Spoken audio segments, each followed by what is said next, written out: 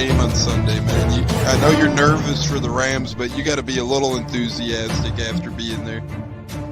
Bro, that game atmosphere was ridiculous. The energy, the electricity. That place was rocking. Anyone was there, and a lot of the Super Buck fans were there too. The Bucs. Tampa Tones. We are joined by lead goon tonight, host of the Pat and Aaron show of WDAE, Pat Donovan. And it sounds like Stunna is bumbling a little bit. Going to put him on mute for a second until that gets a little clear. But we're joined by Pat Donovan. It looks like Stunna's hanging out with Cheech and Chong in a car with the windows up or something over there. It does look like we got a little... No, my camera's broke.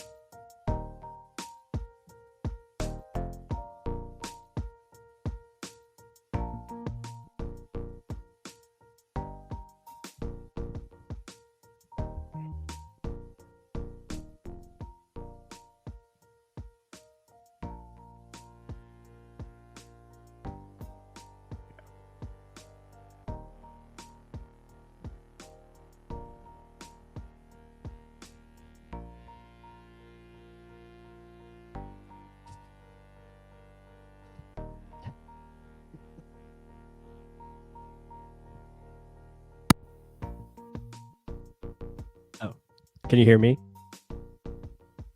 I can't hear you, though. You want me to take over? All right. Can anyone hear me? Can you hear me? Gene, can you hear me? Yeah. Oh, okay. There we go. I can hear you guys. All right. I can hear Gene. Can't hear. Am I good now? Can't hear Tones. Yeah, I can hear you now. All right. Yeah, it's like that commercial. Can you hear me now? Can you hear me now? My bad, fellas, on that. That's what I was doing. I'm actually hired by Sprint, so I was debuting that. But nonetheless, without further ado, after a couple-minute delay here, because technology freaking sucks, we got the great Dr. Plus, the real Bucs talk on. My apologies once again for the microphone people. You guys are tuned into the Buccateers podcast. Of course, the great Gene from Buck What You Heard is here as well. But the man, the myth, the legend, Dr. Plus in the house. Doctor, how we doing? I'm doing great. It's awesome to be on here with you guys. Yeah, great to have you. My apologies once again as we get the yes movement going now, the yes chant. A lot of people could hear us. Hola, nerds, Al Bundy says. Gene, how are you, my fellow nerd? I guess we're nerds, brother. How you doing? All right, Gene's hooking up a little bit as well. So, Buccateers starting slow. That's all good, but not slow is the world of Bucs news right now. And for better, for worse, we got a lot of stuff going on. The great JC Allen says, what's up, fellas? What's up, JC? JC, you got a loaded night yourself tonight, as you got a couple players on your stuff. But speaking of loaded, Bucs news is loaded. Not in a good way for some. A lot of rumors going around. We're going to start and get, we're just going to take the chip off our shoulder here to start, or however the hell you want to say it. Devin Tompkins waived last week, was rumored to be an injury reason for, I'm still pouring my drink. Hey, pouring my drink. Go ahead. Take as much time as you need to pour your drink, loose cannon. We got Vera in the house. But Devin Tompkins, kick returner, wide receiver, ex-Buccaneer, I will say that. In some hot water, in some hot trouble, in a mess, let's put it like that. Nobody knows what's true. A lot of rumors floating around, but pretty much Devin Tompkins abruptly released. I wasn't really surprised because to me, not the best performance on the field, might not fit the new scheme all too well. To me, he's mid, as MJF says mid, but that's a whole different story. And now we come to find out, a lot of accusations flying around. Pretty much Devin Tompkins' soon-to-be ex-wife is saying he's abusive, this and that. Devin Tompkins lawyered up. And the lawyer is saying nonetheless, other than, hey, this is absurd. She's a Looney Tune pretty much, and this is all not true. So it's a big pissing contest right now of he said, she said type behavior, as these things always seem to be. And over the days, in months, the truth will surely come out. The Bucs don't have to talk to the media for quite some time now, so they'll have a while to prepare for how they want to respond to this, as their last media obligation was yesterday at the OTA. But plus, we're not going to chit chat about this far too long. But obviously, I feel like we had to get the monkey off our back, and we had to talk about it a little bit because it's such a big story. Thoughts on the Devin Tompkins predicament to this point? Yeah, I think it's just a little bit, there's always two sides to the story, right? There's, a lot of back and forth, it looks like, as far as the legal situation is going on. And obviously there's going to be investigations. The Buccaneers probably had more, information than we're being allowed to see right now. So they have, their investigations taking place, and they know they made an educated guess, and obviously they let him go, with the injury. And, I think when you look at Devin Tompkins, I think he's a guy that probably wasn't going to even make this roster when it's all said and done. And now you add this on top of it with the, accusations, and see how that plays out. And yeah, I mean, it's, you hope everything works out, and, whether he gets help or if he's not guilty, hopefully it comes to a resolution. But at the end of the day, I think from a football perspective, the Buccaneers made the right choice, and, they decided to move on. And I think that's the right move. And as plus, you said it yourself, he was a fringe roster guy at best, regardless, outside of this situation. I Right. tweeted his stats the other day, very lackluster. His one total touchdown in a couple of seasons to this point. I think he averaged under 5-6 yards a catch last year, which is not good at all, especially in this day and age in the NFL.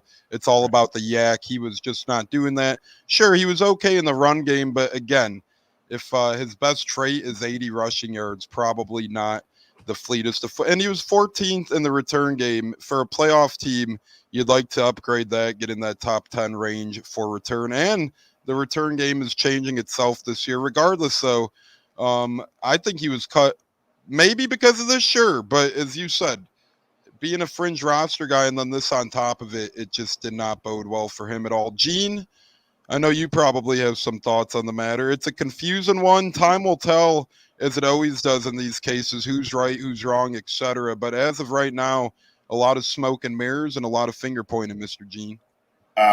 Actually, there's a cautionary tale. I always think about Rakeem Nunez Roches when he was here. And there was an accusation against him about something with animal cruelty. And when all the facts rolled out, he was found to be totally innocent. There was like nothing on his name. And all the people that were throwing shade, all the people that were saying these things, they all disappeared. Nobody apologized to this guy about a rumor that started. And again, if it's true, boom, he needs to go. He needs to be gone. But just, kind of taking a step back, it's kind of like not my place right here. I am not totally educated on everything that's going on, but at the end of the day, man, if he's innocent, he's innocent. If he's guilty, he's guilty, and that's the way it should go. Yeah, and we're kind of in the point in time, and again, this isn't sticking up for anybody regardless, but we're kind of under the point in time where everybody just jumps to guilt immediately given the situation. So I agree. I keep tweeting, putting it in my tweets. If this is true, rumored to be true, indication saying, hey, this isn't 100% proven, but nonetheless, not a good look for either party, Devin nor his wife. It seems like they could use some prayers and help right now. So regardless of the situation, hopefully whatever has happened is happened. And Gene makes a lot of good points, as did Dr. Pless. J-Lo, great to have you back. It's been a little bit, brother. I know you were out and about for our Tyreek Funderburk interview last week. We did miss you on that, but no time like the present. Glad to have you back on the Buccateers. Just your thoughts on the situation. Very confusing one, very sticky one to this point. Thank you, Tones. Unfortunately, I wasn't able to make it to the interview with Terry Funderburk, but good job, fellas, for running a good show. I enjoyed watching it from the comment section and all that stuff. Unfortunately for Devin Tompkins, it's very unfortunate. If the rumors are true, then what, shame on him. But the guy got more facts, because there's always two sides of the story on how it happened. I'm not saying he's innocent, but at the end of the day, though, he's in a very bad situation that could ruin his career to where he may not even get an opportunity again. Like Trevor Bauer. Trevor Bauer, right, wrong, Yes. or indifferent, his baseball career is pretty much done almost. I mean, if he's not signed yet after getting proven innocent, even if you are innocent, if these accusations get brought up, you're almost tarnished regardless, for better or for worse, in 2024 at least. Agreed, yes. And look at Ray Rice. I mean, he knocked his girlfriend out cold years ago. We haven't seen him play since. So even if, if he's innocent or not, at the end of the day, he's in a very tough situation where we may never see him play another down again, no matter if he's innocent or not. I mean, his wife or soon-to-be ex-wife, whatever she is to him, kept her receipts. She posted what she has. But at the same time, I'm pretty sure Tompkins is going to get, hopefully, a good lawyer to back him up, and hopefully he kept his receipts for his benefit. Very weird situation too. They were still married, but they lived apart. She lived in California, she said. He lived in Tampa. Apparently they tried to rekindle the flame. When is that ever the greatest idea? So, a lot of stickiness, but plus, as my phone's buzzing now, thoughts on how the kick return game is impacted here? Well, I think we have, obviously there's some in-house candidates that the Buccaneers are probably looking at. We've mentioned, Bucky Irving. You look at Trey Palmer. The guy that I think is going to be one to watch is Cameron Johnson. I really like his game out of Barton. I think this is a sneaky one. And, the Buccaneers have a track record of UDFAs, bringing them in and sticking on the team. So I think as far as return game, I don't think it's going to be, impacted in such a way where we can't be productive or maybe even better, than we were the last several years. Now, the rule changes obviously play a factor in that. There's going to be a lot of shifting as far as strategy and personnel groupings. How is these rules going to apply when it comes to preseason? So that's going to be something to watch. And I think special teams as a whole is just going to have a much larger impact on the game than it did in past years, because these returns, I mean, it can change the game really, because now you're either starting at the 40-yard line if the team kicks it out of bounds or whatever, and,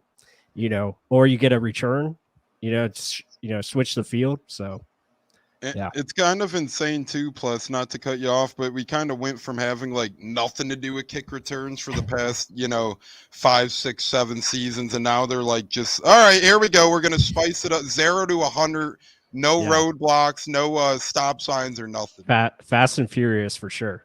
So that'll be very interesting. Gene, to me, this doesn't really impact our wide receiver room. Devin Tompkins aside, we have a clear-cut big four. The rookie McMillan, Trey Palmer, the kid from last year, showed great potential in big plays, especially in touchdowns, especially when he woke up pissed off. Hopefully he gets pissed off a couple more mornings this year. And then, you have the big two, the best two in football, Godwin and Evans, in terms of wide receiver tandems. And you have a lot of young talent, as Plus mentioned. You have a couple very nice UDFAs vying to make the roster this year.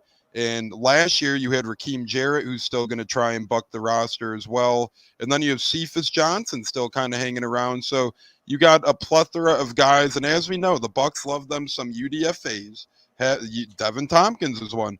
Raheem Jarrett was one. Kalen Geiger was used sparingly back in the day, but he was a UDFA when he was in Tampa, friend of the program, Kalen Geiger, that is. So, Gene, I don't think it impacts our room all too much, but what it will do is it surely will open the door for a guy like Mr. Plus said earlier, and other undrafted free agents and Raheem Jarrett's of the world. So whether it's going to be the kid out of Barton, Cameron Johnson, or another youngin vying for the roster, it surely does open the door for that 5 or 6 receiver spot. Absolutely. I mean, it's just been a drought, but historically the Tampa Bay Buccaneers, as far as kickoffs, kick returns, and punt returns, they've really been on the struggle bus since the beginning. And they've never really been able to establish a consistent punt return, kick return setup here in Tampa. For a while with Sammy Stroher and I can't think of the other guy's name. Spurlock? Michael Spurlock. Those are the names that pop in my head. But when you talk about a kick returner in Tampa, it's hard to come up with that name that, oh man, he was just incredible. It's just been so inconsistent. And I think that's one of the things that would really help this team, especially in the field position battle, is if you can get that guy that can get you that yardage where it puts your offense in a better position. I mean, so many times we've gotten kick returners and they're indecisive and they, or fumble prone or just bad decision making. And so it would just be so nice to see Tampa get somebody consistent that they can get the ball up the field and put the offense in a good position to get a fast start. Yeah, Tampa's kick returner decision making was about as good as me on a Friday night stumbling out of college bar at 2 a.m. That's how good of decision making our kick returners have made the past decade or so. But it seems like we've always lacked the return game, whether it's special teams coordinator, kick returner themselves, kick coverage.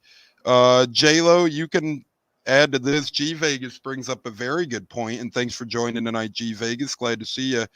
The Bucs do it all the time. We brought in Perryman a couple times to be that cheap veteran option. David Moore, we've seen last year. He had an incredible impact, especially in the Packers game. We won't mention that he almost fumbled the ball too early, but nonetheless, very impactful there. And, we've seen it in years past as well, where the Bucs kind of go to the well for a veteran type guy for a cheap team friendly deal. They come in, they provide some dividends in that veteran wide receiver role. I wouldn't be shocked to see the Bucs go back out there, perhaps dip their toes in free agency, not break the bank, but bring in a nice little veteran who's had a nice shelf life in the NFL to kind of help not only on-field production, but help those rookies kind of acclimate to the NFL culture as well. No, I couldn't agree more. I think we'll see a veteran, maybe one or two, after they get Tristan Wirfs deal done, so you can see what they're working with in the cap space come training camp. It wouldn't surprise me if they bring a veteran, either special teamer, receiver, or even have running back. You never know. It never hurts to add another veteran running back in the group. You never know, because Chase Edmonds is injury prone.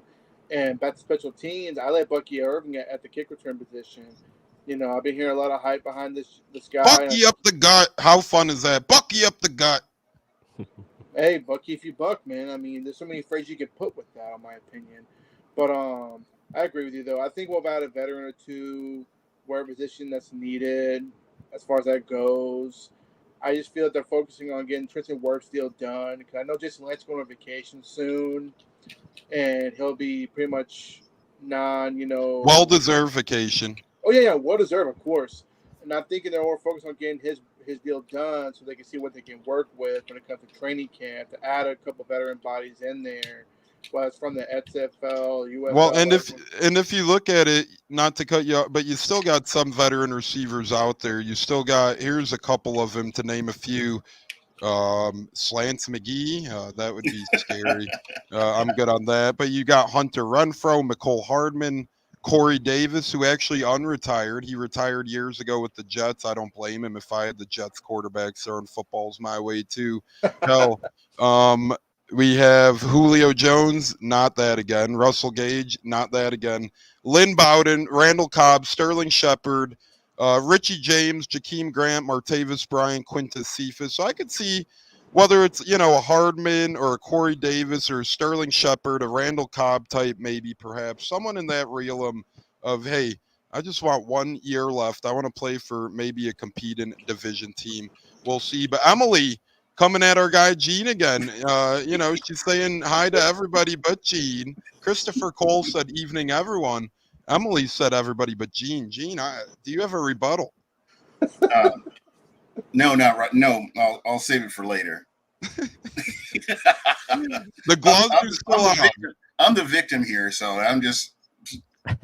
But Emily's doing Emily things, so I don't expect any different. As we are joined live here on the Buccateers, and Buck, what you heard by the great Dr. Pless from Real Bucs Talk, as he brings his great friendship and knowledge to the show. And plus, since we have you here, and you're the film guy, if you guys don't know yet, which I'm sure everybody watching this pod does, but Real Bucs Talk, incredible job of breaking down not only Bucs film, but NFL draft film and so much more. Plus, I don't know if you've gotten to really watch our guy Tyreek Funderburk all too much yet, whether it's been film or practicing, but we had him and JC Allen on the pod at the same time last week. And Tyreek was a cool cat. He was really fun to chat with. I think Gene could vouch for that. And I like the potential he has. He has a lot, I think 11 interceptions in 50 to 55 career college games, so he can make some plays. He's a speedster, as he was a track and field guy. He's one of those guys who keeps moving up too. He started at Richmond, I believe, and then he went to Appalachian State and played some very good football out there. So he said he had several calls and he answered Todd Bowles. And after Christian Izzian's success last year, it's hard to blame a guy, as Todd Bowles is very good with defense and UDFA's. Thoughts on Funderburk? Could he make the practice squad? Could he make the 53? And do you see any potential in our guy there? Yeah, I mean, I think him personally, he's got the size, he's got the athleticism that you look for. At 6 foot, he's about 190. So a lot to like. Personally, I haven't watched much of his film. It's hard to attain Appalachian State film out there, but just reading up on him and what others have said, obviously he's got a good football mind. Seems like he can pick up things pretty quickly. Didn't really play much at Richmond, but then the last 2 years he started to get opportunities and really did well. So yeah, there's an opportunity there to make the roster. It just really depends on who is he going to beat out. Is he going to take one of these veteran spots like a Tavier Thomas or Josh Hayes, I know is a developing corner that they like, and it's really going to come down to special teams and what can he provide there.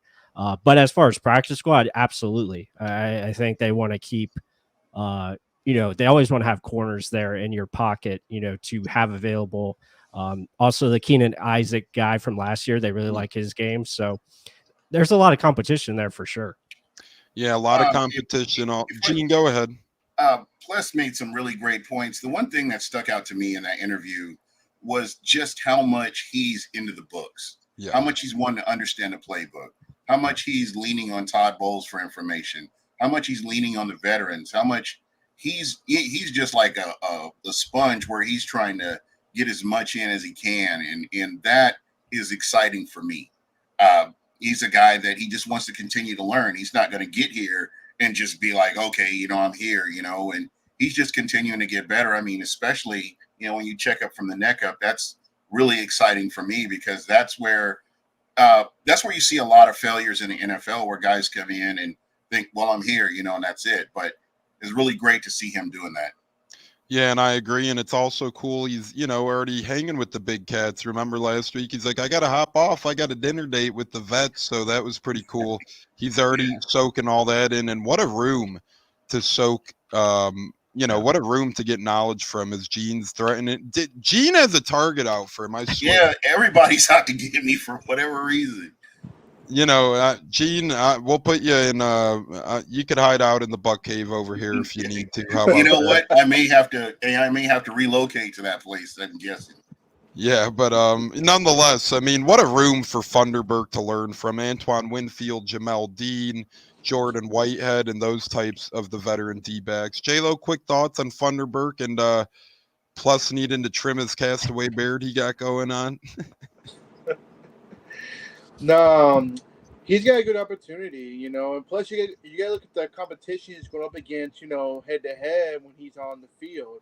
I mean, you got Mike Evans, Chris Godwin, who are going to push him if he gets the opportunity, or now you got Trey Palmer, who they're trying to build up, and then who I think is going to have a big year with the competition with McMullen.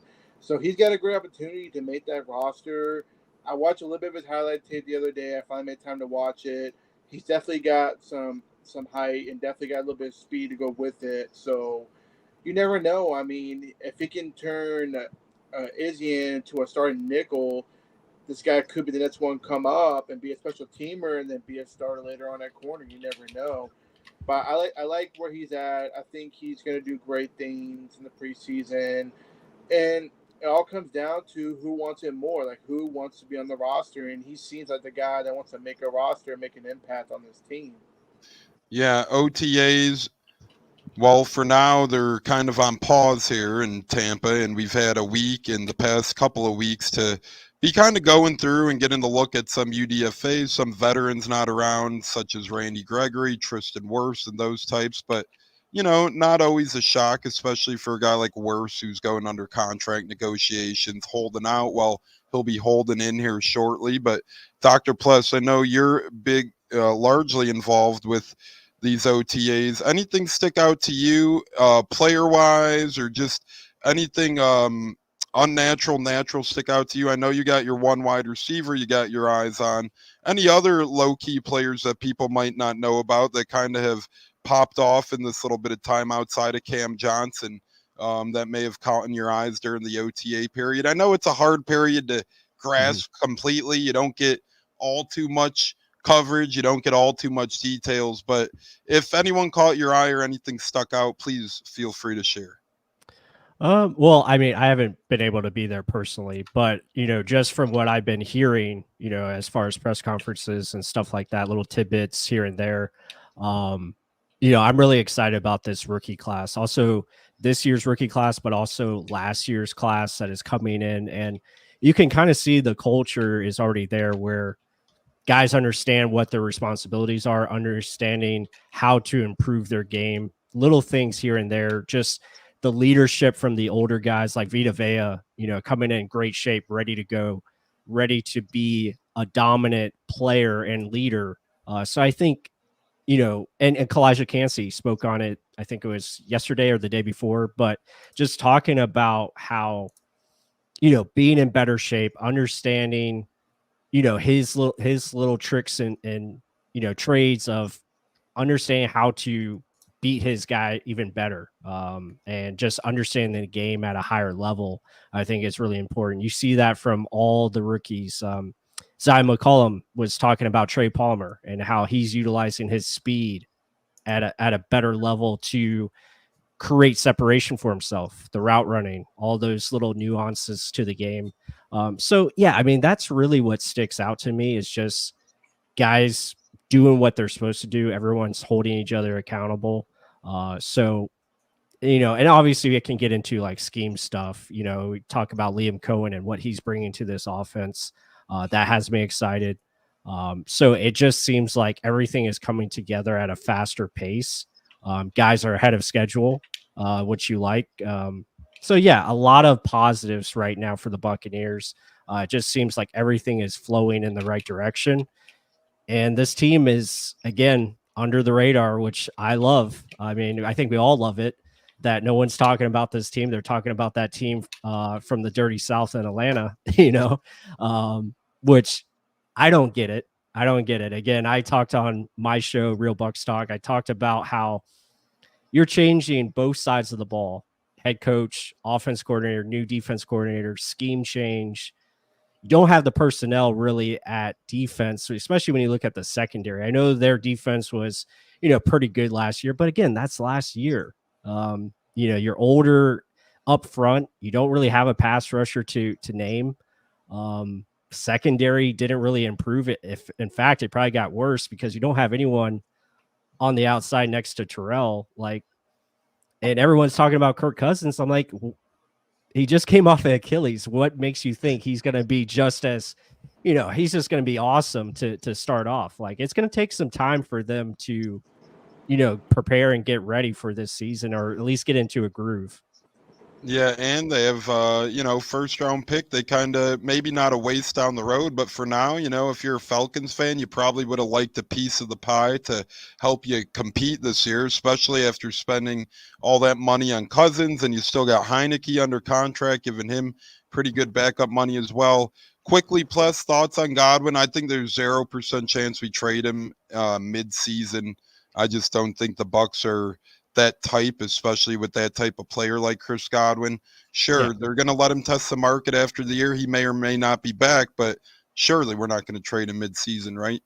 No. Godwin will be here. I mean, unless like the train just falls completely off the tracks and we're like, 0-6 or something like that to start the year. And then, we decide to, be some type of, sellers or what have you. But again, I just don't see that happening. I think this team is too good, too talented. Chris Godwin is going to be prime for a big year this year, playing back in the slot, and just his utilization in this offense is going to be a lot of fun. So you just hope he stays healthy, has a great year, which I think is definitely on the table. And it's not out of the realm that the Buccaneers bring him back. I don't think that can be written off. I know, early in the offseason, a lot of people thought, okay, well, Chris Godwin's probably going to be gone after this year, which still could be the case. But let's see how this plays out. I think he's a very key piece to the Liam Cohen offense and the Buccaneers. And yeah, I think there's a very good opportunity for him, and he knows that. Yeah, and I agree with you. Real quick, was running late. What did I miss? Only a couple technical difficulties and some Devin Tompkins talk. So you're all right, bud. But Gene, take it away, brother. Sorry, I had to get our guy, bud. No problem. What I was basically going to say is kind of where Plus is as well. I'm thinking the same thing. If you look at the wide receiver room, there is such a steep drop off after Chris Godwin, and I just cannot. I couldn't imagine them getting rid of him right now. And this is a team that's been to the playoffs and they've won a division. Why not keep that going? I don't think there's anything, unlike like Plus said, unless there's just a huge fall off.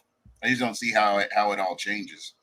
Yeah, I totally agree. I mean, it's like last year. Remember, like, not to be mean to, this isn't a knock on Brady, but all we pretty much did was get younger and get more mobile at quarterback. Again, that last season of Brady, I'm not saying Baker's Brady, so people relax out there, but we all know the Bucs quarterback position needed some mobility. Last year we added that. Last year we got younger, and apparently Cupid cologne is Gene's always wearing that Cupid cologne. So whether we got younger or Gene's dripped in the Cupid cologne, it's all good. Speaking of good, J-Lo, I think Klein makes the roster easily. I think he's a prototypical type of Jason Light, Todd Bowles mold at this point for no lineman. I know I heard J.C. Allen speak on him very highly. I don't think Klein should be all too concerned, but what say you, J-Lo? Why not start? He could be a starter. I mean, he could be that missing piece at left guard position. I don't think he will, but he could be a guy that come in later on and take over the left guard spot if he fits it well. Klein is another lineman that I like we got in the later rounds. You can never have too many offensive linemen on an offensive line because injuries happen. You never know. Klein, I feel like, will fit great. If you don't start his rookie season, he'll be a starter by next season, second year, guaranteed. Because Breland and Sua Peta, I think they'll probably start off at first. But when it comes to money and cap space, Klein will fit that bill. I think a year under his belt, he'll be ready by next year to be a starter for sure. And as far as Godwin goes, the one thing I want to put out there with Godwin, like I mentioned to Mike last year, he's not a diva. He's not a guy that's going to cry for money, going to hold out, say, F you, pay me my money. Like some of the other receivers we're seeing right now, like T. Higgins, not going out there participating because he wants to get paid. I get it. But the thing with Godwin and Evan that they don't get their flowers for is that they are team players. They're players that are willing to go out there and ball out and earn their money that they deserve. And I agree with Pless. I feel like he will definitely my bad, sorry, Gene, you as well, that he will be back next season. As far as how much money we'll see, but knowing Light and his team, they'll get a deal done. And him playing at the slot, I think, will be his best trait.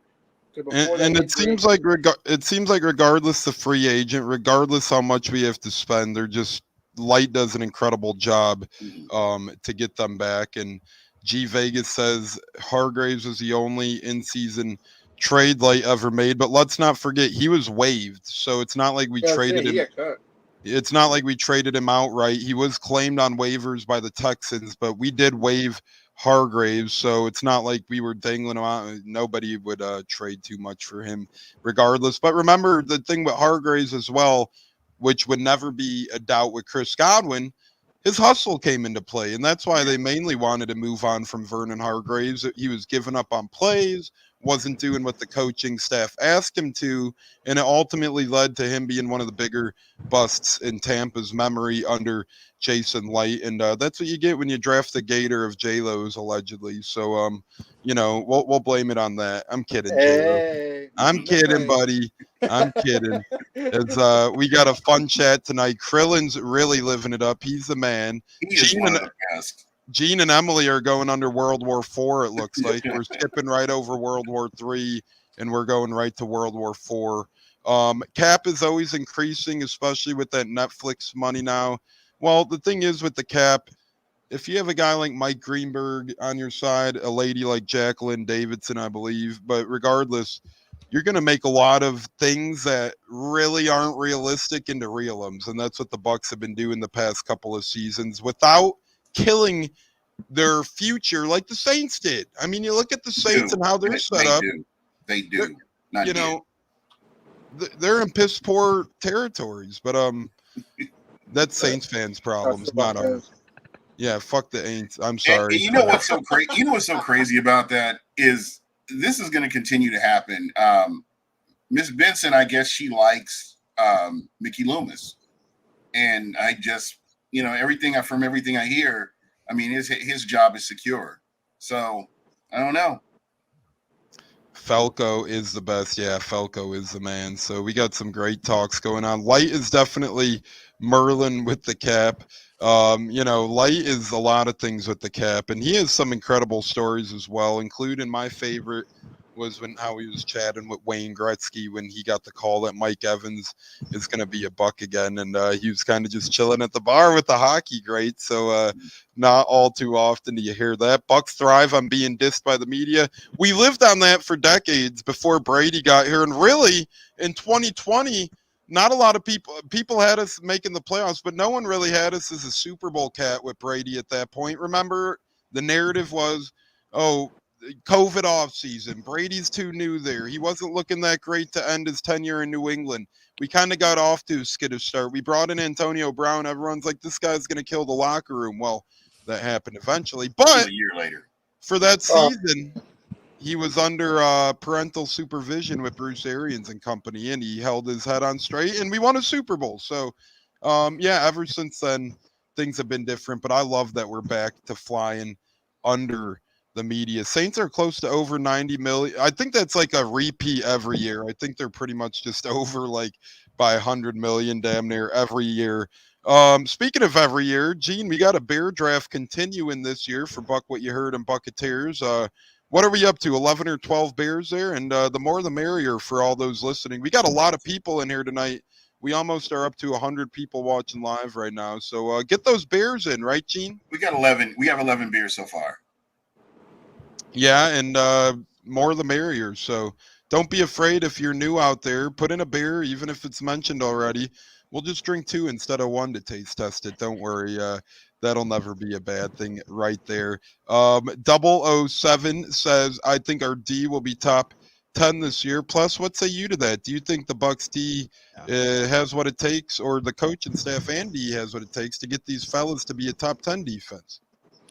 Yeah, I'm really excited about the defense to see what they can progress from last year. I mentioned earlier just the younger guys taking that next step, whether it be a Kalijah Kancey or a Yaya Diaby, progressing and learning how to be even more consistent than they were last year. You saw the flashes. You saw a lot of times where they would make splash plays. Now it's about, can you harness that and become that very good or maybe even great player.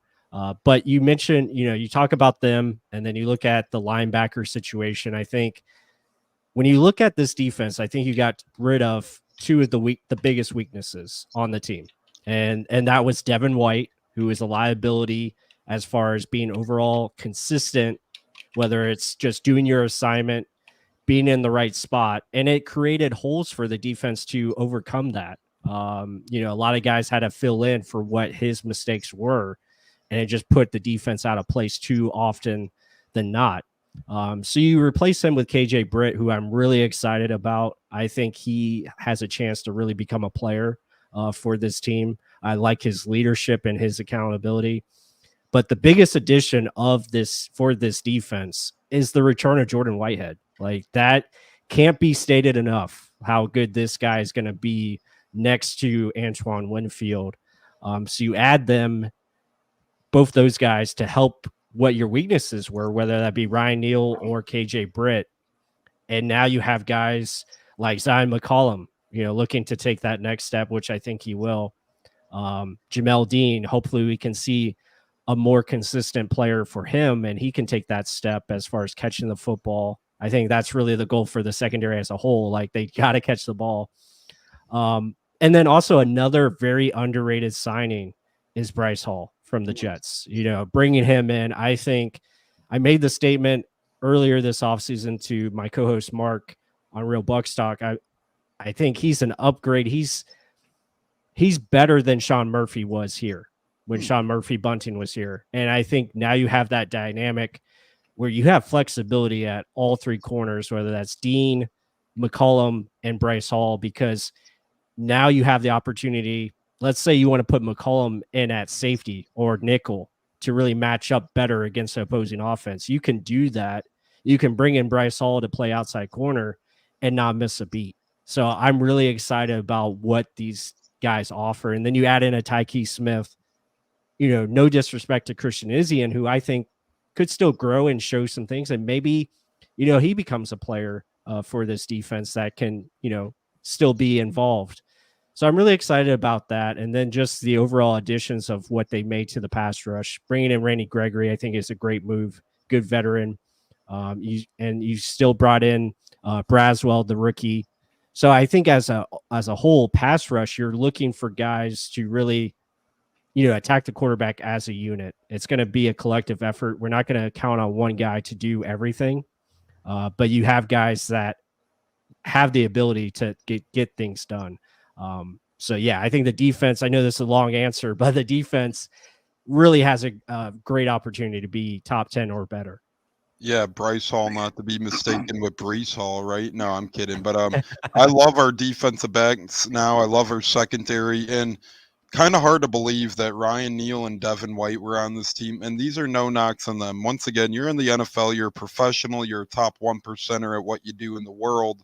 Yeah. But kind of hard to believe the Bucs got as far as they did last year with guys like Devin White and Ryan Neal playing as prominent roles as they did on that defense. The one game I give Ryan Neal kudos for is when he had to play middle linebacker, stepping up on short notice. We lost everybody and their friend that day. I'm pretty sure him and J.J. Russell ended up leading the way there. But now I really like how this defense is shaped. And you mentioned Christian Izzian. I'm going to even mention a UDFA we had last year that hasn't been talked about yet, Kayvon Merriweather. I like him as a depth piece as well. And Josh Hayes.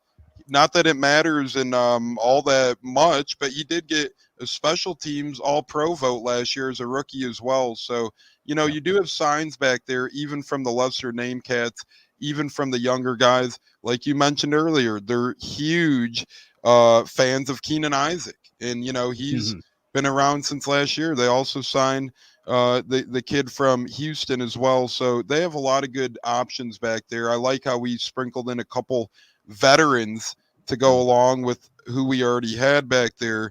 And, now between Tavier Thomas, Bryce Hall, Jamel Dean, Zion McCollum, then the young guns, I think we're living life pretty damn good back there. We need a Bucs fan to be next Edmonton Oilers fan who has taken over the social media world. Well, we do have Big J, who's always getting on the Jumbotron. Jay's always out there with his stomach. So, I know the Oilers lady, very nice looking gal, but we have our own, and that's Big J. So we'll go to battle with Jay any day of the week for that stuff. Which players from our Super Bowl year and current team will make the Ring of Honor? Gene, why don't we start with you? Hall of Fame, or just try and piece what you can. Mike Evans. Yeah, I think you could say that for both of those first two questions. Ring of Honor, Hall of Fame. Will Brady be on the ring? I absolutely think so. I think Tom Brady will be in the ring. A lot of people say no, but I think he will. I wanted to kind of comment on what Plus was talking about with Devin White. And Devin White wasn't doing his job. And I know if you guys watch Real Bucs Talk, they talk about that all the time. Do your job. And he was so inconsistent after the Super Bowl. I can't even begin to tell you how many gripes I've had about that. But what I saw last year when he was benched were guys that were coming in and they were hungry, they wanted to play, and they weren't making mistakes. They were, playing with their brain. And, some players like KJ Britt isn't as fast as Devin White, but he sees stuff. He's able to process it. And he's able to make plays. And that overcomes a lot of the stuff that, Devin White was doing. I would rather have a guy out there consistently making plays rather than being a liability, like, half the game pretty much. Yeah, I agree with you completely there, Gene. And Bat W, thanks for joining, says they were both bench sitters by the end of the season. Actually, Devin White played a pretty good snap count down the stretch because KJ Britt was in and out with injury. And then remember, there was always that, feeling to get Devin White in the game. So he did play a little bit down the stretch right there as well. So nearing the top of the hour, but we're going strong. Gene will be right back, he said, here on the Buccateers. It's J-Lo, myself, and Dr. Plus from Real Bucs Talk, getting you guys caught up on everything around the horn here, Bucs Talk. We've talked a little Devin Tompkins. We've had some OTA chatter, and we do have a Facebook crowd tonight. El Monito's in the house. WQEE, the radio station in the Atlanta, Georgia area, is in the house as well. Plus, do you think KJ will win the starting linebacker? Is it a lock, or does number 8 have a chance? He's meaning Servace Dennis. And I'll even throw in JJ Russell's name just for fun, because he's been around a little bit too. Plus, I think it's going to be a competition for sure. KJ, his thing is, will he be able to play third down? That's what he has to work on. And coach talked about that with him, using his eyes better, understanding where his, drops are and getting to your spots and, not giving away where you're heading before the play actually happens. So that will remain to be seen. But just based on what I've heard from KJ, I think he's going to get it. I like his game. I like how he talks about understanding what you're seeing out there as the most important thing. And he studied, good linebackers over the history of this game, and he's learning from the best, obviously, with Levante. But Servace obviously has a lot of potential, and JJ Russell as well. So I think that's going to be a good competition to look for and see how that plays out. You could see where all those guys play at some point. But I'm confident in KJ to get that job, at least from what I've seen so far. Yeah, and to not to bash Ryan Neal too much, but last year, whenever you could point at more than half the bad plays and kind of centralize it around one specific person, it's never a great thing. And I do think the great Gene from Buck What You Heard is logging off for the night. So we do thank Gene for hopping on and joining us here on the program. Gene was great tonight, per usual. Always fun with the great Gene, but it's still plus J-Lo and myself here for a little past the time. Oh, we're already at the top of the hour. Frick it, we're going overtime tonight. I'll put you guys on the payroll. Don't worry about it. But a lot of fun stuff so far. The chat is blowing up. Tom is definitely going to be in. Come on, man.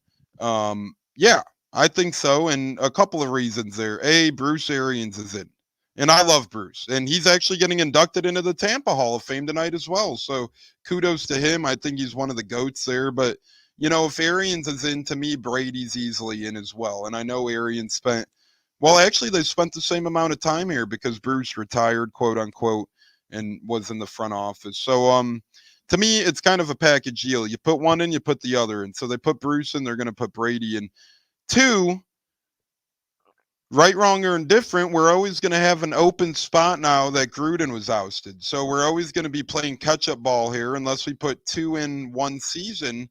To me, we're always going to be behind the 8 ball. And I get it. What Gruden said was heinous. What he said was terrible. But I still would have kept him in the Ring of Honor, being our first guy, head coach to ever win the Super Bowl. Maybe not invite him back anymore. Maybe not bring him around anymore. But damn it, he did a lot for this franchise, right, wrong, or indifferent. So this season, I'm interested to see if we put anyone in, and if so, who it will be. You've seen the Indianapolis Colts announce Dallas Clark, former Buccaneer, is going into their Ring of Honor this season. So, you hear something like that, and you surely think a couple of these guys deserve to be in the Bucs Ring of Honor who aren't yet. You got Hardy Nickerson, you got James Wilder. You can already throw Tom Brady's name up there. Hell, this might be a little. Yeah, Simeon Rice, great one. And I know I might be a little far-fetched here. Not a lot of people might not agree with me, but I would love to see Vincent Jackson go into the Bucs Ring of Honor for what he did on and off the field for this franchise. Passed away way too young, left us too early. But man, if anybody knew Vincent Jackson on and off the field, he was a hero and he was a warrior and he was a gridiron cat. I can't even keep up with all the comments tonight. There's so much going. The only person who pissed me off more than Carlton was Devin White. I didn't a lot, and plus you could back me up here or go against or rebuttal here, but I thought Carlton ended the year really well last year, actually. I thought he played the last 6 or 7 games of pretty good football. To begin the year, yes, I think he got beat a pretty good amount. I know his availability was sketchy, to say the least, to begin the season last year. And I mean, what the hell, between Jamel Dean, Carlton Davis, and Sean Murphy-Bunting, love all those guys as humans, but it's like musical chairs back there of who is going to be healthy, who's not going to be healthy. So at the very least this year, we should have a little bit more stability in the health department. And secondly, Carlton Davis, yes, I think he started the year rough last year, but I do think we'll miss him in terms of you could pretty much trust him, not all the way covering a number one, but you felt really good about him on a number one. Plus, I'm not sure. I think we have really good depth back there, but I don't know if we have that guy. I like Jamel Dean a lot, but after that San Fran game last year, I'm not, love the guy, like him a lot. I think he's a great number two, low end number one, high end number two.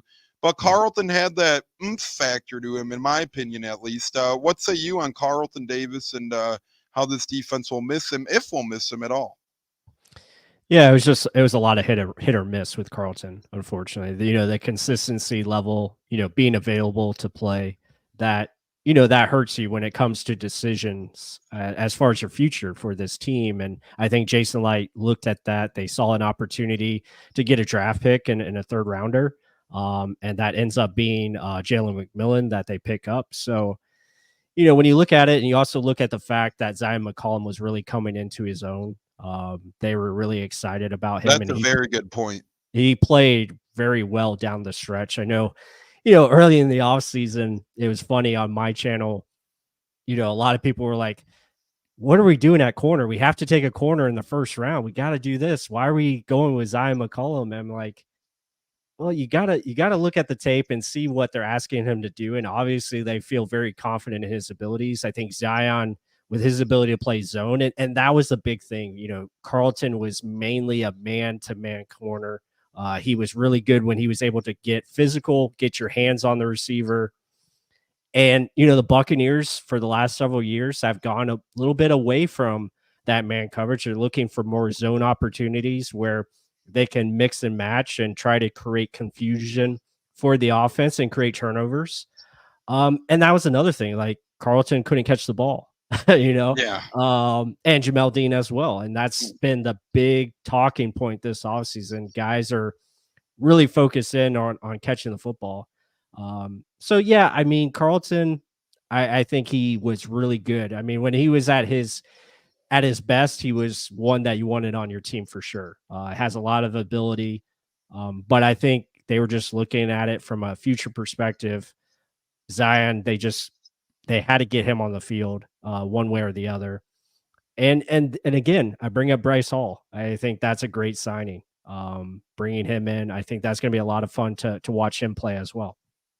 Yeah, and I agree. Bryce Hall, coming from that Jets team, and that camaraderie with Jordan Whitehead back there, I think that's underrated too. You get 2 Jets D-backs as Olivia's joining. Hi, welcome to the Queen Olive.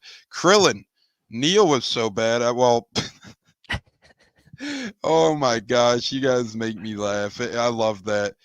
Neil just sucked, and he sucked bad. Double O asked a good question. We're gonna get back to it here in a minute, but J-Lo, before we ask you the question on Devin Culp, J-Lo, because you'll get that one. Plus, I kind of want to follow up your point, and I thought this was interesting. A couple of years back, the Buccaneers do this thing on Mondays or Tuesdays, depending on when the game is. If it's Sunday, they'll do it Monday. If it's Monday, they'll do it Tuesday on WDAE, Tampa's flagship radio sports station. As you're welcome, Mad D. He says, thank you all for making your time and making these. You're very much so welcome. I love doing this. But Sean Murphy Bunting was sitting down with Casey Phillips and Ali Marpet on Buccaneers Total Access a couple seasons ago when he was still a Buck. And they pretty much asked him about that. They said, hey, nothing against Carlton and Jamel Dean, but it seems like you and Antoine Winfield Jr. have a little bit better knack for the football in terms of, hunting down the ball and catching the ball, making a play on the ball, not necessarily past deflections. And Sean Murphy Bunting attributed that success to playing baseball growing up. He said guys like him and Mike Edwards and Winfield, I know him and Mike Edwards at least, maybe Winfield as well, but he said a lot of them played baseball growing up. So they actually, track down fly balls and catching the baseball kind of help their instincts on going to get the ball. Plus, do you buy that? Kind of an interesting answer from SMB, but hey, maybe it makes sense. I don't know. Yeah, I mean, I think that it definitely helps as far as playing a factor for sure. The more sports you do, just having that muscle memory, having soft hands, I think is important. Being able to catch the ball, whether that's baseball, whether it's basketball, whatever sport it is. That definitely has a factor, but it also just goes to like how you're playing the game. What are you being asked to do? Are you putting in the right situations as well? And then taking advantage of those opportunities. So Carlton and Jamel have had many opportunities, as we've seen over the years, to make plays and finish, right? And that just hasn't come to play yet. And hopefully we see that this season. And Zion McCollum, same thing. Like he's had opportunities to make picks or make catches and hasn't been able to close the door. So hopefully that takes the step that we need to see this year. And we see more turnovers come to fruition. Yeah, I couldn't agree more. And we are with the great Dr. Plus. If you guys are watching on whoever's channel, whatever the hell network, make sure you throw it a like, make sure you subscribe, make sure you repost it or turn that notification bell on. I think we're on everything under the sun right now. I think we're even doing a live TikTok stream, a live LinkedIn stream, a live, no, I'm kidding, but that would be impressive. LinkedIn. I think you could connect LinkedIn to this thing, but that would be, that'd be interesting to say the least. J-Lo, we'll start off with you here as our guy 007 Ness tonight, who's very active. We appreciate that greatly. He wants to know if Devin Culp will make the team.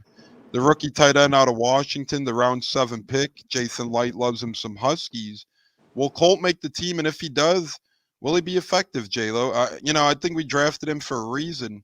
Whether it's O'Keefe's spell in the end of, or what, I think we drafted Devin Culp for a reason. You can never draft enough Huskies when it comes to Jason Light. I'll love me some Washington Husky players on this Buck roster. But Devin Culp, I think he will make the roster. I think he'll be tight end 3. No disrespect to O'Keefe. I'm not saying he's out of here. But to me, you got an athletic tight end who ran, I believe, a 4.4 or 4.5 in the 40s. So he's got some speed with that tight end position. Blocking wise, I'm not too sure. I'm still looking into it. I think he's a good blocking tight end, but I don't know how great he is. But you can never have enough players in the tight end room. To me, I think we'll keep all 4 tight ends. I see O'Keefe being that blocking tight end. I think he's the better blocker out of the 3, in my opinion. But on Devin Culp, I feel like he'll make the roster. He may take a little time to see the field because he's the rookie. It'll take time. I really like, honestly, K. Dodden and Payne Durham, the 2 tight end set. I think our tight end room has a lot of potential, J-Lo. And J-Lo, doesn't this remind you of our friends at the Command This podcast when they were talking about how they had, they had a locker room full of, I forget what car they called it, but they wanted some Ferraris. Now we got Krillin saying the Bucs need some Ferraris in their cornerback room. Winfield is a Ferrari, though, for real, for real. A lot of great chats in tonight, and I think Zion McCollum is getting highlighted here a lot. As Plus did a great job mentioning our faith in him. Oh boy, Krillin trying to get in Casey Phillips there. Well, yeah, you know, she's off the market circa a couple of years back. So good luck with that. I'll help you out. Not going to do much, but I could help you out. J-Lo, you got words of wisdom here for our guy? Yeah, shoot your shot, right? Well, No, I I'm mean, kidding. I'm I kidding. mean, the old saying, because it's a goal, go for the shot, but we're not gonna get into that. Hey, Krillin's just admiring Casey, and she is great. Her and Scott Smith do incredible work for the Bucs, both of them.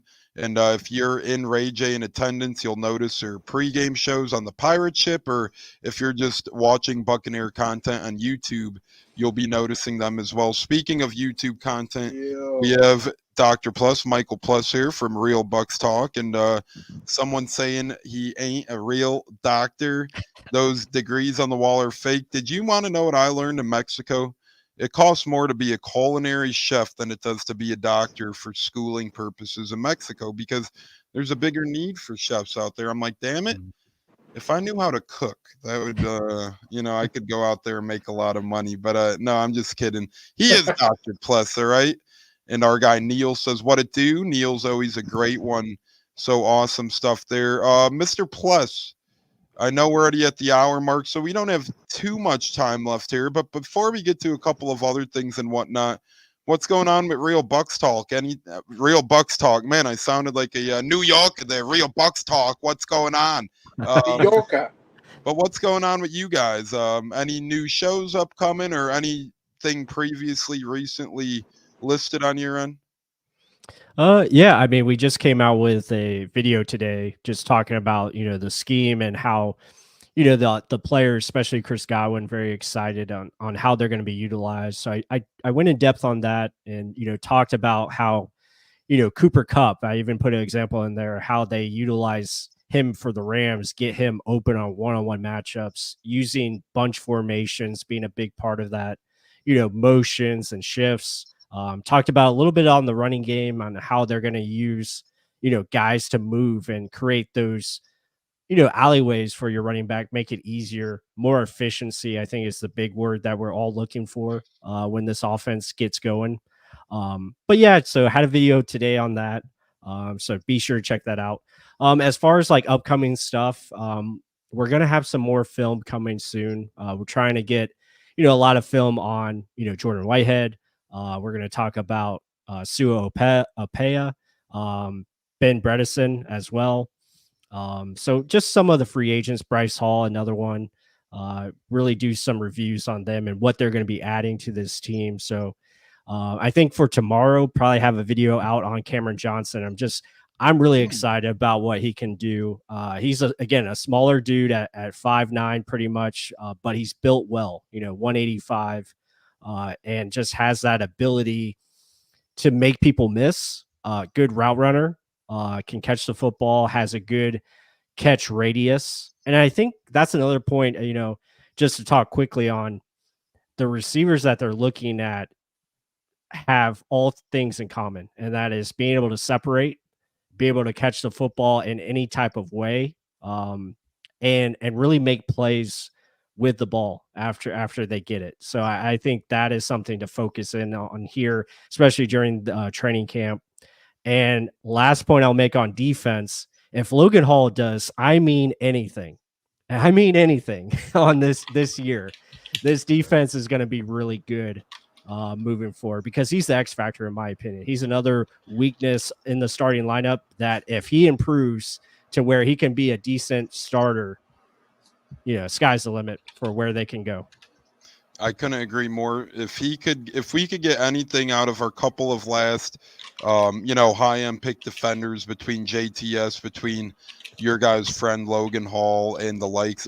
One thing I noticed, I think Zion McCollum would be a harder spelling bee name for Bucs fans than I thought, because I'd seen Zion spelled, hey, I'm still unsure myself, but I've seen it spelt about 4 or 5 different ways in our chat here tonight. So, next Buccateers episode, next Buck What You Heard episode, we're gonna have a Buccaneers player spelling bee, and the winner is gonna win a package. How about that? So there we go. Let's make it happen. There may or may not be Zion McCollum. And Gene's back, Emily, so you didn't scare him off. You just had to, he's like Tom Brady. He went away for a couple months, and, he's back. So. Yeah, I wanted to tell everybody thank you for coming on. This has just been a fun show. I love the chat, man. The chat is just on fire. I love it. It's literally on fire. I think if I tried to touch the chat right now, I'd probably get 3rd-degree burns. So I'm going to keep my hands where I can see them. Don't worry, people. My hands are in plain sight. Krillin says easy. Well, Krillin, now I'm getting all confused out here. Speaking of confused, we did get some new logos, and starting next week and along the course of the off season, you guys will be seeing an introduction change. Our logos kind of be switching over. So we're doing a lot of work here in the background on Buccateers and Buck What You Heard. We're going to be collabing pretty much throughout the 2024 season, and we got a lot of fun stuff heading your guys' way, including a fun show tomorrow, right, Gene? Are we still on with we're still on for tomorrow. The lovely Lady Dolphin 72, I believe, right? Yep, that is correct. She was awesome. She was on a show of ours about a month or so ago, and she knows her stuff, and she's a vibrant young lady, and she brings a lot of good football talk to the game, and that's all that matters there. And see, Real Bucs Talk already correcting Krillin. And I don't want this to end like the Christmas Story where we're putting soap in people's mouths. So, thank you, Krillin, for saying feck instead of fuck. Always a good thing there. Part of my French to those underagers in the building. But, Gene, did you want to save the hot seat challenge? And I know it was kind of a wonky episode with me being a little delayed in the beginning. And then I had, we can do it on the next show, on the next Buccateers show. I'll just save it. It's going to be good. It's going to be actually pretty good. Plus, did you want me to add this to the screen? If you can, just so everyone gets it official. There it is. Hey, that is pretty cool. Here, hold on. I spelt it wrong 3 times. All right, let me write it down. There, Zion McCollum, Krillin, 007S, El Bundy, and anyone else. That's how you do it. I couldn't do it either, so I'm not blaming y'all. Don't get it wrong. But thank you to Dr. Plus for that. That's an incredible ad right there, and I really got to take more advantage of that feature. For as much as I pay for this functioning, don't take advantage as much as I should. I feel like so. Plus, that's not cheating, Krillin. It's called technology. Some call it cheating. Houston Astros call it technology, so we'll go with the latter there. Speaking of the latter, fellas, it's been over an hour and 9 minutes now on the Buccateers. We've had an incredible guest of Real Bucs Talk, the man, the myth, the legend, Michael Dr. Plus. I hope to get him back on plenty more here in 2024. But before we do bounce off and log out, we always do our final words. J-Lo, thanks for coming back, brother. It's been a while, and just good to chat with you again, my man. Any final words for the program here before I got to put you on overtime? I don't really want to do that. That's time and a half, which is costly for me. So, J-Lo, any last words here? First of all, Dr. Plus, thank you for being on. Big fan of Bucs Talk. I try to catch y'all every single time you guys are on. You and Mark kill it every time. I learned a lot from y'all too. Like I said, you guys are amazing what you do. And for the fans watching the show, if you're not watching Real Bucs Talk, you're missing out. These guys know their stuff. They put everything together. Like I said, you got to give them their flowers. Like I said, they know their stuff. And Real Bucs Talk is the real deal. And all I can really say is, we're getting close to the season. The season's coming. It's getting closer and closer. The OTAs, we're going to have mandatory minicamp, which Tristan Wirfs will be in attendance, just for fans to know, because they're all freaking out saying, oh, Tristan, oh. No, listen. In light we trust, Tristan will get his extension. It's going to happen. He's not going anywhere. And like I said, you got to have faith, man. I got a feeling we're going to surprise a lot of fans in this league on how far we can really go with this roster. The schedule's tough, but continuity, people. Continuity is key to me. I feel when you put the continuity into this roster of players that played together last year, they're going to build something special. That's all I got to say about that. Yeah, Gene, what say you? Stability, man. Just the fact that we finally have a organization that has put together a team that has been consistently together, playing together, coaches, special teams, players, just staff in general, is something that I never thought I would see. Looking back to 2014, 2015, you never thought you would see this. But here we are, and you've got the ability to plug and play players where you have your foundation is here, and you can just put players in wherever you need to, like your Kalijah Cansey coming in next to Avita Vea, like Yaya Diaby coming in. You know, you have that foundation there with Levante David and some of your other regulars, and it's just nice to see that. And I think, you know, fans really need to appreciate this time, just considering where the Bucs were at one time.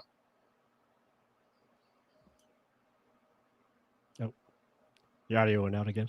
Yeah. I'm having well, never mind, not behind the scenes stuff here, but we'll get into that later. But Cobra Kai getting thrown around, the great Owen Harn from the Tampa area in the Cobra Kai television series. So Krillin's a big fan of that. Jonas Steckler, just a lot of smoke being put out there by the media just for clicks. You know, the media, I mean, you can't blame him. Their job is to get clicks and to drive things up and to get interest and to generate that type of stuff. So, you know, a lot of them are viewed as a-holes or so forth, and some of them deserve the title, but a lot of them don't. And, you know, they need to make money. And how do you make money? Clicks. Right. Man, that's a bad cough over there, Gene. Sorry. Payaso, clown. Hey, one way or another, we'll just say, I remember the COVID year. That guy was on a mission. He had a hit list out. I swear, man, he was writing guys. But that's all in the past now. Yeah, it's all in the past until the bird flu revives in 2025, and something. We got to ziplock our football chairs again. And Ray J is, before we get to plus, I'll kind of give my last word again. Catch us tomorrow. What will that be, Gene? 7 Eastern, I believe. Tomorrow? Yeah, 7 Eastern. 7 Eastern on Buck What You Heard, led by Buck What You Heard, from the Buccateers podcast as well. It will be airing on both, but Gene will be leading the way. I'll be co-captain, and we'll have the great Dolphin 72 back on. She's really great. She has a great football mind, a lot of Dolphins knowledge as well. So we'll be talking about that. And good team to talk with this offseason, as we have a lot of practices with them in August. And come that time, we have preseason games with them as well. So a lot of good stuff there in terms of getting Dolphin on and picking her brain on the Dolphins. So be on the lookout for that. And then kind of like I said, new logo. If you follow us on Twitter or Twitter X, we call it Twitter. Follow us on YouTube. Follow us on Instagram. You're going to see some new logos floating around. We didn't get hacked by Russia. We didn't get sold out. You know, we're still the same old people, just new logos. And shout out to JCL and from Sports Illustrated for helping to come up with our skull design as well. We came up with the flag. He helped us with the skull design. So even in spirit, JC Allen is here making moves. I think he's live with Trey Palmer right now, actually. So I think we should all jump over. Stay here until we're done. But once we're done, go check out JC Allen and Trey Palmer. But Dr. Plus, incredible as always, my friend. Awesome. We got to have you on more often throughout the season. I'm kind of people listening as well. I know Zach Johnson, friend of the show's great memorabilia collector. He's always asking to come on. Never hesitate to come on. Sometimes I get caught up and I don't extend invites like I should and whatnot, but never reach out to come on. Plus, you're one of those guys as well. Never be a stranger. Don't be hesitant. Half the time JC comes on, he'll just hit me up, link. He won't even say anything. He'll just be like, link, and demand the damn thing. So Plus, great having you here now, and hopefully in the future we could have you back again, brother, as you're a great friend of the shows and great content with Real Bucs Talk. We appreciate it. No, I appreciate you guys. Thank you so much for having me on. Definitely, I'll definitely be back for sure. This was a great time talking Buccaneers football. Yeah, I mean, this offseason, I think as a Bucs fan, you have to be really excited about the steps that they're taking to build that consistent winner that we're looking for.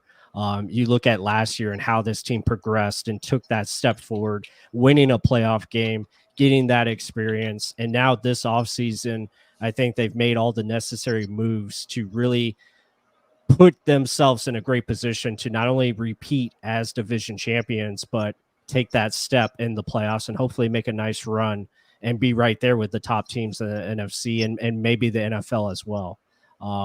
So yeah, I'm just very excited. What I've seen so far, very excited for Buccaneers fans. I think there's a lot of good things coming, and just the culture and the, like Gene talked about, the stability that's in place, I think is very important. So yeah, just can't wait. A lot of good things coming this season. A lot of great things at Real Bucs Talk, also here at Buccateers. So be sure to hit that like button. If you're watching right now, just take a moment, hit the like button. Doesn't take any time or effort. Just hit that like button, and we will very be appreciative of that. And also everyone in the chat, thank you. I see a lot of familiar faces in here, so I know most of you guys really can't say enough about, just being here and showing support. It means a lot to us as Bucs content creators. So it's really fun. And this has been awesome. So I hope to do it again sometime soon. Yeah. Except for you, Emily. But go ahead. Emily, I think she went to run and hide. When Gene returned, I think Emily darted. I think she's like, oh boy, I was talking too much smack. Exactly. And then the great Gene came back and was like, hey, she's out of here. She dropped the gloves. But plus, you brought up some great points in terms of Bucs content, and I just want to say it's great having guys like Pless, JC Allen, Gene as well. We're realists, and we like to hop on other pods and shows as well, and I think it really helps the community grow when people are willing to help each other grow as well. So, I think it's a beautiful thing, and I think the Bucs do a better job of that than, not to knock other fan bases and teams out there, but I live here in Chicago, and it's like, unless you're like the top radio, we have 2 radio stations out here and like 1 or 2 top podcasts. If you're not one of those, company Chicago doesn't even give you the time of day. That's what I love about the Tampa market. Everything is all good. Everything's ho-hum. And we march on together as a band of brothers and sisters, giving you guys the best coverage we can, the best content. Oh boy. Oh geez. We got, oh boy, before we get canceled here, might have to, no cancellations going on here. Gene's happy. I think that's the happiest I ever seen Gene on the Buccateers. And Gene, we did get a new beer, PBR. Somebody recommended. Oh, Pabst Blue Ribbon, yeah.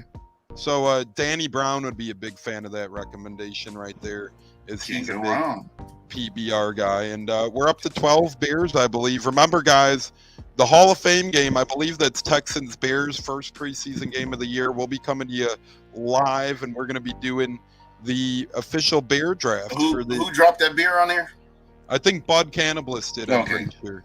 If I'm mistaken, punish me. All right, do something along those lines. But fellas, any last words here before we bounce out? Plus, J-Lo, Gene, anyone got anything to say? Hey, watch Cobra Kai. It's coming out next month. Be sure to check that out. A lot of good stuff going on. So it's just a fun time right now. Really Cobra fun Kai time. never die. J-Lo, you a Cobra Kai guy? Oh hell yeah, no. Fuck that Miyagi-Do shit. It's all about Cobra Kai, baby. Oh, you weren't. Well, Bud, you were. See, once you submit a beer, you're serious. It's your name is tied. Your name is tied to that beer, buddy. Yeah. Hey man, that ain't one I want to be tied to. But hey, you never know. Maybe it'll come out on top. Maybe that'll be like the last beer we taste, and we have such a corrupted palate on the tongue at that point that we are believed to be PBR as the beer.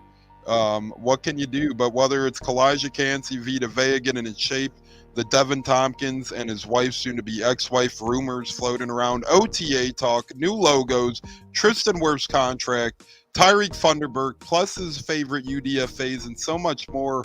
We had an incredible time here on the Buccateers, Buck What You Heard, and Real Bucs Talk cross-platform this evening. We loved it all. Great guest tonight. I mean, the chat was nonstop, hitting home run after home run. We appreciate the noise the chat brought, and everybody as well brought some great knowledge to the table on this end of the spectrum. So on behalf of everybody here, guys, I hope everybody has a great hump day. Take it easy. Tone Stecker also says fire the damn cannons.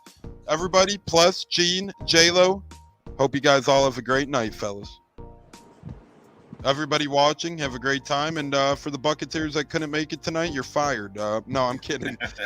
We look forward to having you guys back in the near future. Tampa Tones, the great Dr. Plus, the great Gene from Buck What You Heard, and the great J-Lo. We're out of the building. Until next time, thank you guys so much. It's been an honor. True honor. 3, 2, 1, touchdown, Tampa Bay. Let's go. Woo! Fired up Ric Flair style before I have a heart attack. We're off. Adios.